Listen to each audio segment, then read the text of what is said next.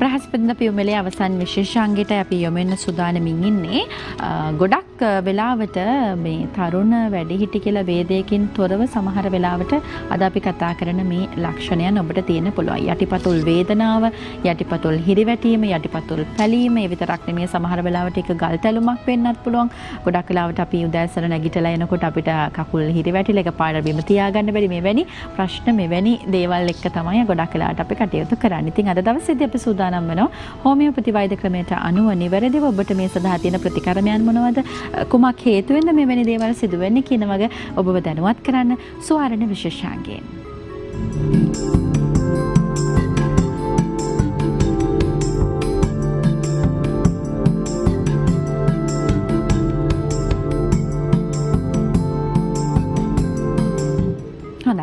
අද දවසේදී අපි කතා කරන්නේ මේ යටිපතුල් වේදනාව නැත්නම් මේ විලුඹ පිළිබඳව. එතකොට විලුඹ අපිට බිම තියෙනකොට සමහර වෙලාවට ඇතිවන වේදනාකාරී තත්ත්වයන් මොනවද?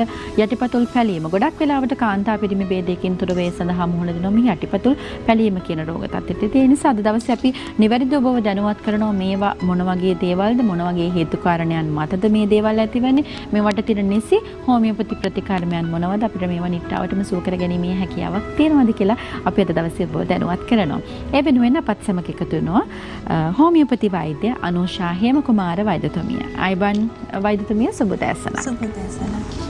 වෛද්‍යතුමිය දැන් අද දවසේ අපි කතා කරන මාතෘකාව විශේෂයෙන්ම යටිපතුල් වේදනාව හරියට හැමෝටම තියෙනවා. ගොඩක් වෙලාවට සමහරවිට කෙනෙක්ට කිව්වම අම්බෝ මටත් තියෙනවා හරි අමාරුයි කියලා කියන තැනකටම එනවා. ඒ නිසා උදෑසන අවදි වුණායින් පස්සේ අපි නිදාගෙන නැගිට්ටයින් පස්සේ ගොඩක් වෙලාවට දකින්න ලැබෙන කාරණයක් තමයි සමහරවිට සීතල පොළොවකට කකුල බිම තියන්න බැරි ප්‍රශ්න එන්න පුළුවන්. යටිපතුල් පැලීම එන්න පුළුවන්. මෙවැනි දේවල් ගොඩාක් තියෙනවා. නමුත් අපි කතා කරමු මූලිකවම අපි ප්‍රවිෂ්ටයක් ලබා ගන්න අද දවසේ කතා බහට. ඒ නිසා අපි ප්‍රවිෂ්ටයක් ලබා මේ විලුඹ වේදනාව ඇති වෙන්නේ නැත්නම් මේ යටිපතුල් වේදනාවක් අපිට ඇතිවන්න හේතුව බවට පත් වෙන්නේ කොමක්ද කියන තැනින් අපි කතා බහ ආරම්භ කරමු.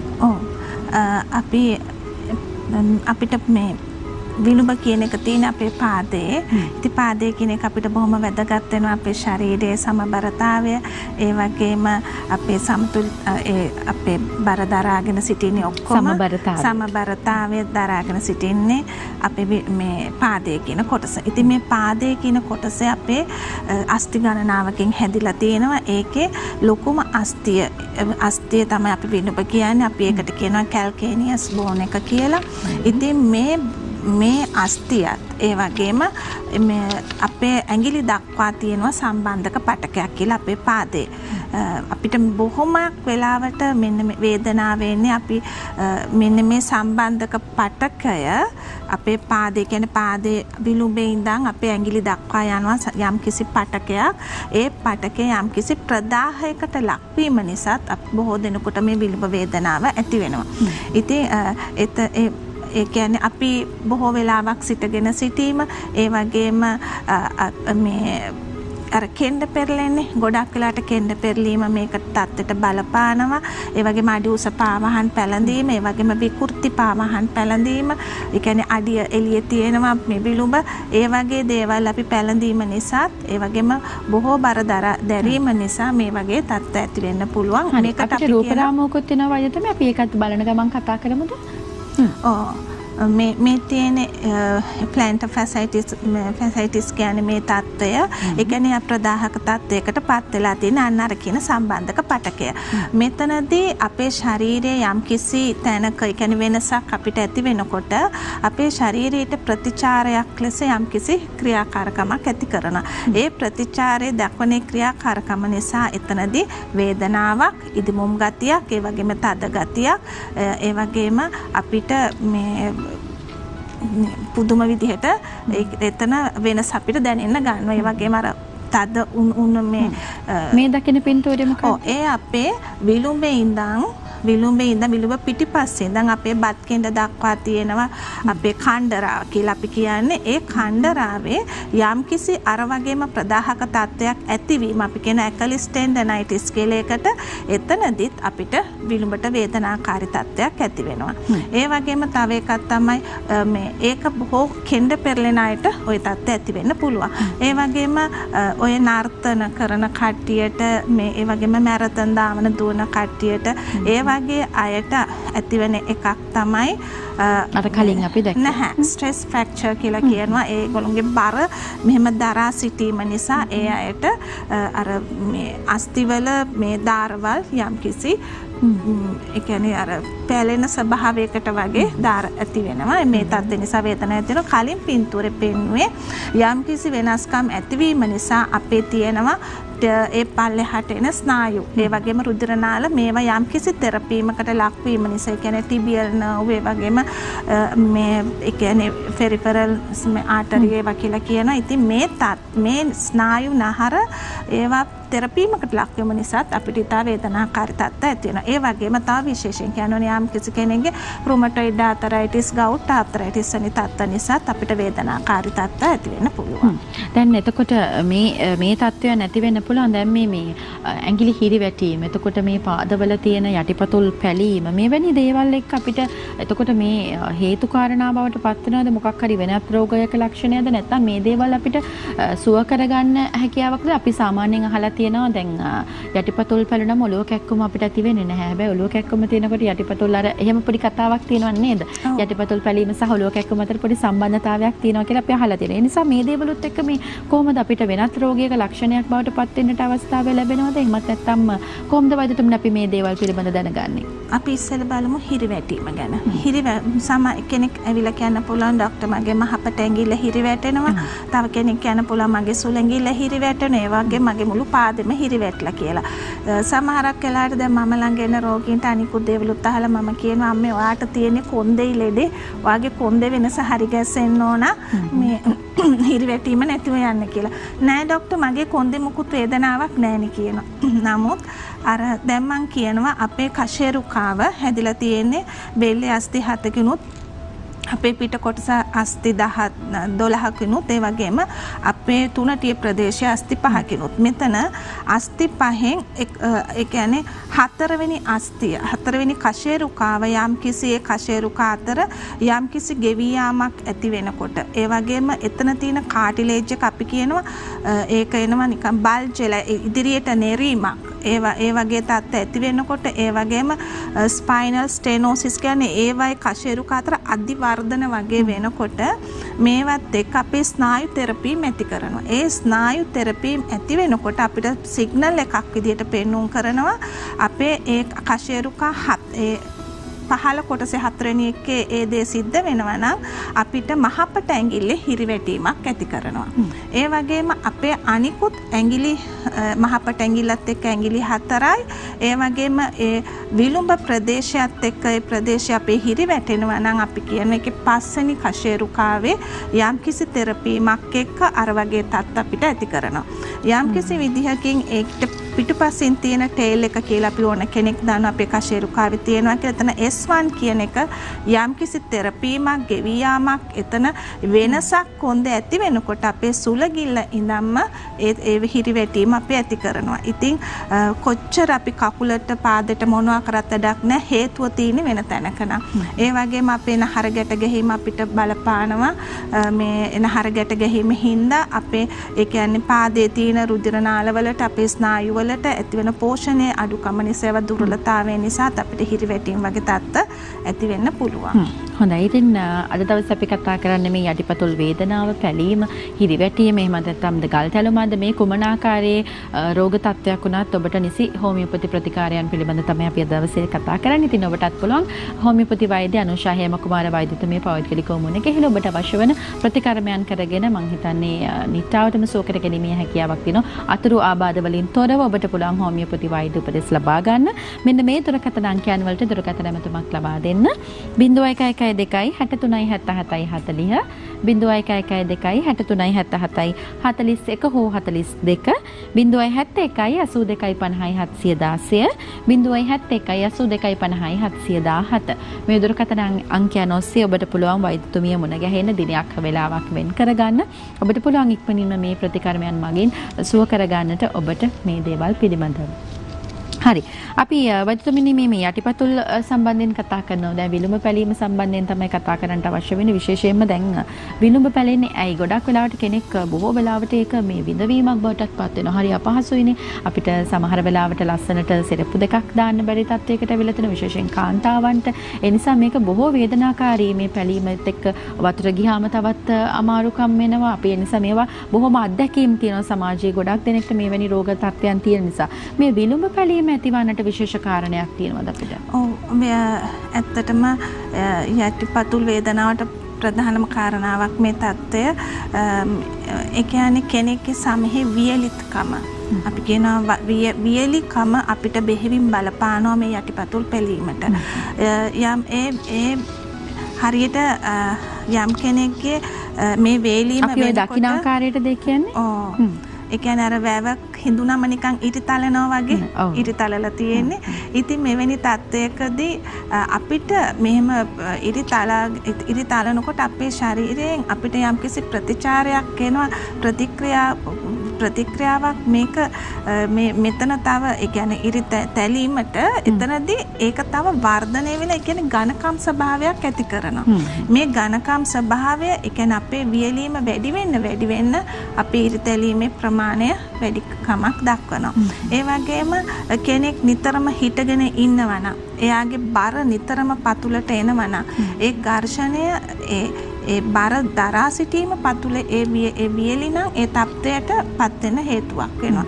ඒ වගේම මං කිව්වා කලිනුතර විකෘති පාවහන. ඒ කියන්නේ සමහරක් අය භාගයක් විලුඹ එළියේ තියාගෙන අර පැලඳගෙන යනවා. ඉතින් එතනදී ඒ වගේම පැතිලි සෙරප්පු අපි පාවිච්චි කරනවා. මෙවැනි තත්ත්වවල වලදී ඉරි තැලීමට එක බෙහෙවින් බලපානවා. විශේෂයෙන්ම වතුර අඩුකම. මේ ඒ කියන්නේ අපිට ශරීරයට අවශ්‍ය කරන දිනකට අවශ්‍ය ප්‍රමාණය අපි වතුර බොන්නේ නැත්නම් එවැනි අයට යථා කාලයේදී මේ විලුඹ පැලීම ඇති වෙන්න පුළුවන්. අනික් කාරණාව තමයි සමහරක් අය උප්පත්තියෙන්ම වියලුණු සමක් අරගෙන එනවා. අපි ගොඩක් වෙලාට දකිනවනේ බොහොම තරුණ කාලෙදිත් මේවැනි වියලි සමක් එක්ක යටිපතුල් පැලීම ආරම්භ වෙනවා. එතකොට ඒ සමෙහි තියෙන වියලි ගතිය වතුර බොන අඩුකම ඒ වගේ මං කියන්නේ සමහරක් අය මේක උප්පත්තියම ජාන වලින් අරන් යනවා. ඒ කියන්නේ වියලුණු ස්වභාවය. දෙවෙනි අයට මම දකින බොහොමයක් මෙවැනි අයට තමයි ඒ දාර වගේ පැලුණු ගතිය එන්නේ. ඉතින් ඒ වගේම අපි ඒ කියන්නේ පාද අපි පිරිසිදුව තබා ගැනීමත් අවශ්‍ය වෙනවා. අර ඔලුව කැක්කුමත් එක්ක සම්බන්ධතාවයක් තියෙනවද අපිට යටිපතුල් පැලීම?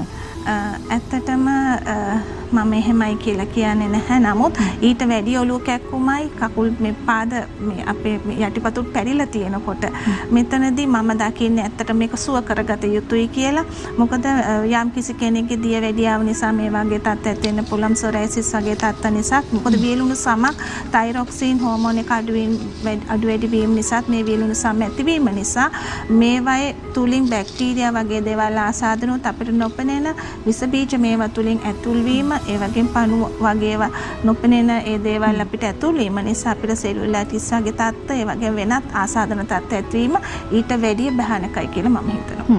දැන් ඔබතුමිය සඳහන් කරා වගේ වෛද්‍යතුමිය මේ දියවැඩියාව වැනි රෝගය දියවැඩියාව වැළඳුණු කෙනෙක්ට අපි කියනවා ගොඩක් වෙලාවට තුවාල ඇති කරගන්න එපා. ඒ තුලින් සුව කරගන්න බොහෝ කාලයක් යයි කියලා තියෙන දියවැඩියා රෝගෙ තත්ත්වෙනුත් ඒක. එතකොට දියවැඩියාව කොලෙස්ටරෝල් වැනි රෝග තියෙන කෙනෙක්ට උනත් මේ යටිපතුල් වේදනාවක් ඇති වෙන්න හැකියාවක් ලැබෙනවා. අපි ගොඩක් වෙලාවට කියනවා අර පැලීම වැඩි දෙයක් දියවැඩියා රෝගයකට තියෙනවා නම් බොහොම පරිස්සම් වෙන්න කියලාත් අපි සඳහන් කරන නිසා මේ යටිපතුල් වේදනාවේ වැනි රෝග ලක්ෂණ තියෙන කෙනෙක්ට උනත් ඇතිවීමේ හැකියාවක් තියෙනවද?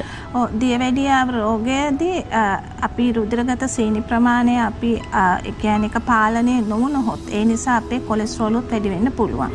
මේ වැඩිවීම බොහෝ දුරට අපේ මං කියන්නේ අර පතුලේ තියෙනවා කියලා සම්බන්ධක පටකය කියලා ඒවයි තුල ඒ අපේ සීනි තැන්පත් වීම වෙනවා වගේම අපේ කොලෙස්ටරෝල් තැන්පත් වීමත් ඒ තුල සිද්ධ වෙනවා. එතනදී අපිට විලුඹ වේදනාවක් ඇති වෙනවා. ඒ වගේම මේ විලුඹ වේදනාව හට ගැනීම සමහරක් විට අපේ හෘදයේ අපේ රුධිර නාල තෙරපීම රුධිර නාලවල කොලෙස්ටරෝල් ඒවා හිරවීම නිසාත් අපිට දැනෙන්න පුළුවන්. ඉතින් කෙනෙක් සීනි පාලනය කර ගැනීම ඉතාම වැදගත් වෙනවා. මේවත් එක්කම යටිපතුල් පැලීමක් ඇති වුණොත් මේ තුලින් ආසාදනය වීම එවැනි අයට බොහොම බරපතල වෙනවා. ඒ වගේම රුධිරගත සීනි පාලනය කිරීම තුල ඒගොල්ලෝ වඩා නිරෝගීමත් වීම මම හිතනවා බෙහෙවින් වැදගත් කියලා. දැන් අපි කතා කරේ යටිපතුල් පැලීම සම්බන්ධයෙන්. දැන් මේ යටිපතුල ඇතිවන මේ වේදනාවට අපි ස්ථූලභාවයත් වැදගත් වෙනවද? දැන් අපි කියනවා ශරීරයේ ගොඩාක් මහත කෙනෙක් නම් යටිපතුලට කකුල් දෙකට බර වැටෙනවා. ඒ නිසා තමයි මේ වේදනාව ඇති වෙන්නේ කියලා සමහර වෙලාවට කියන. ඒ නිසා මේ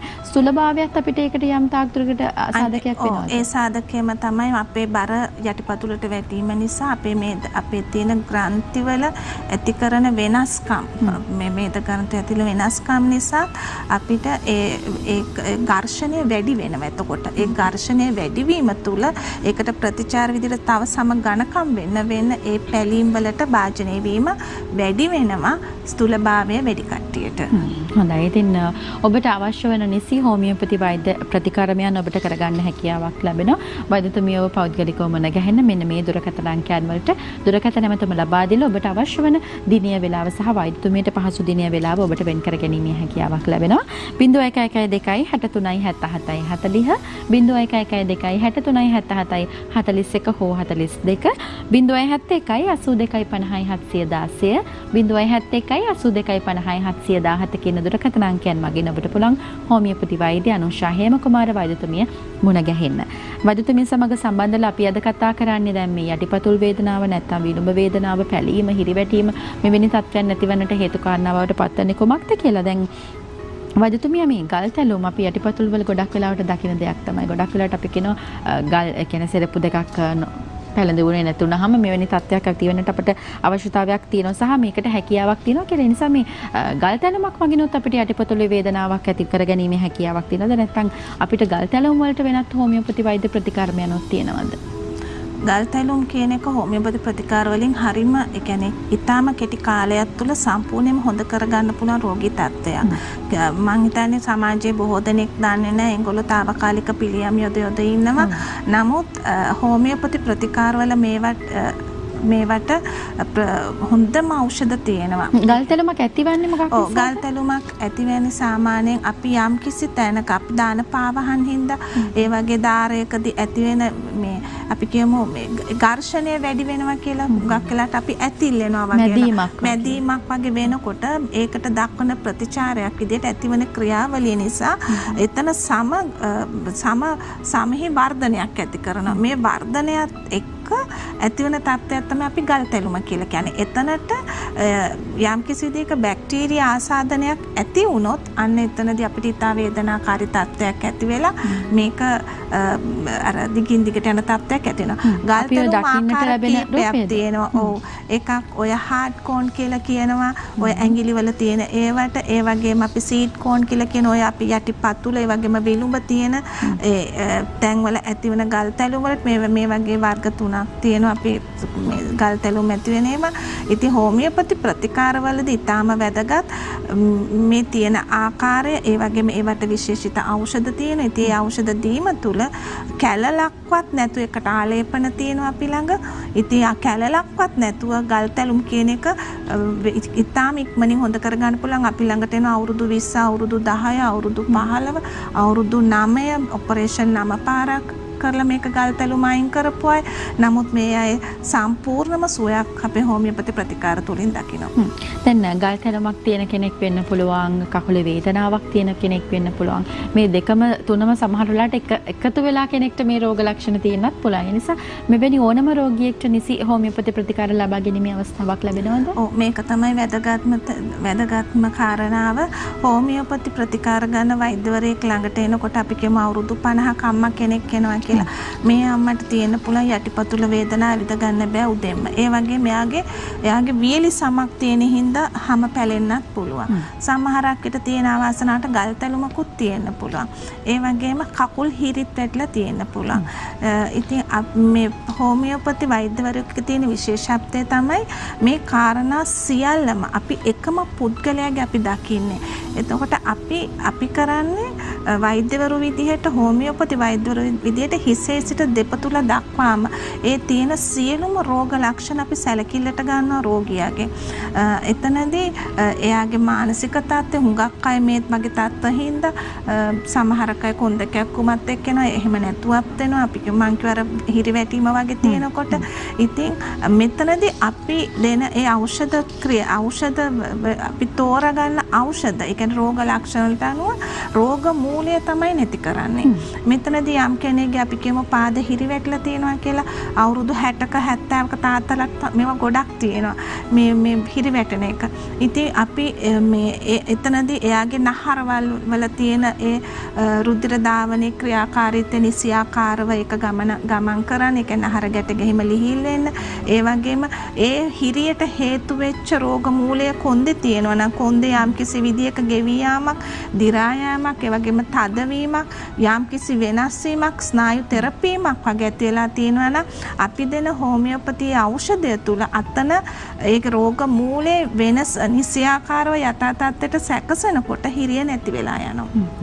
ඉතින් ඒ වගේම යම් කිසි කෙනෙක්ගේ ඒ කියන්නේ පැලුණු ස්වභාවය ඉරිතලල වගේ යටිපතුල් පැරිලක් තියෙනවා නම් ඉතින් ඒවට අපේ ආලේපන තියෙනවා. ඒ වගේම අපි ඒ දෙන ඖෂධ දැන් අපි දකින්නකොට දාන හෝමියෝපති ඖෂධේ මේ රෝග ලක්ෂණයට මේක කියන එක.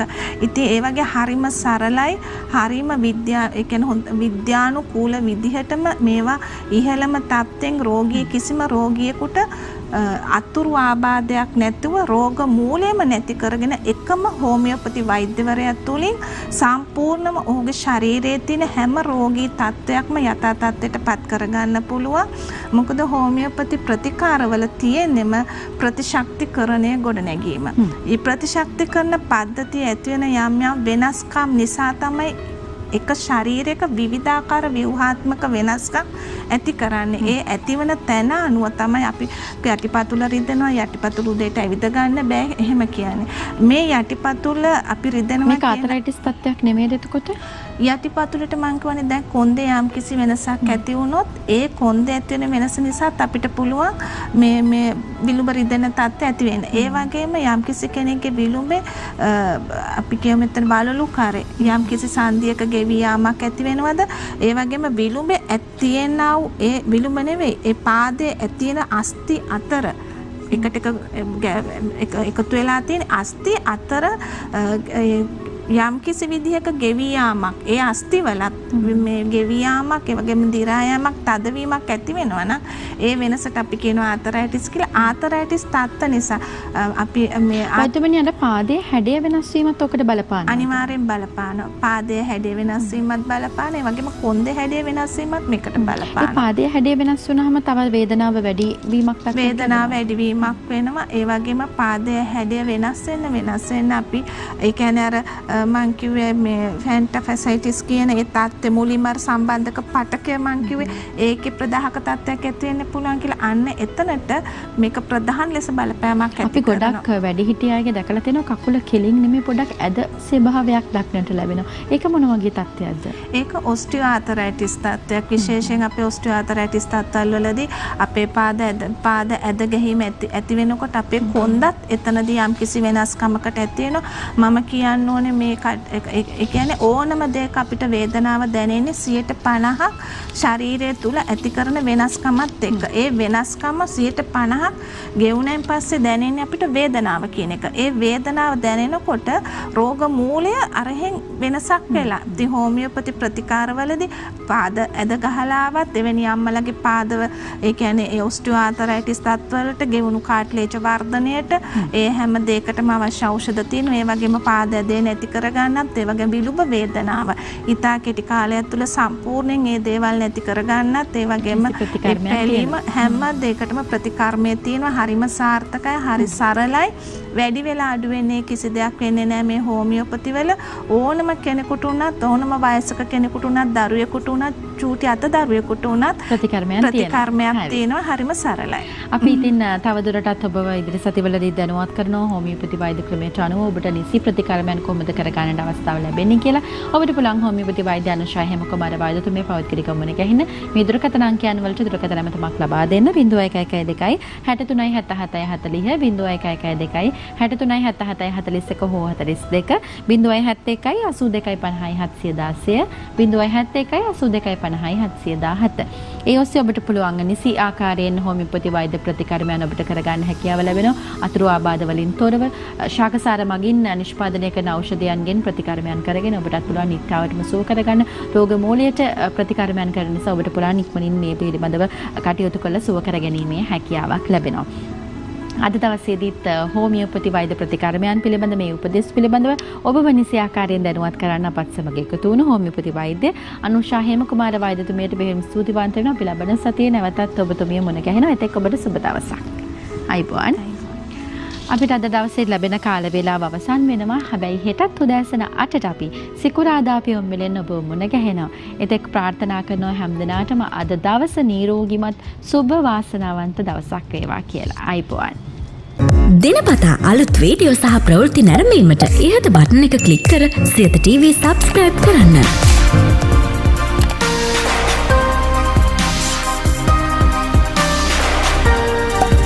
අලුත් වීඩියෝ ගැන මුලින්ම දැනගන්න මෙම සීනුව ක්ලික් කරන්න.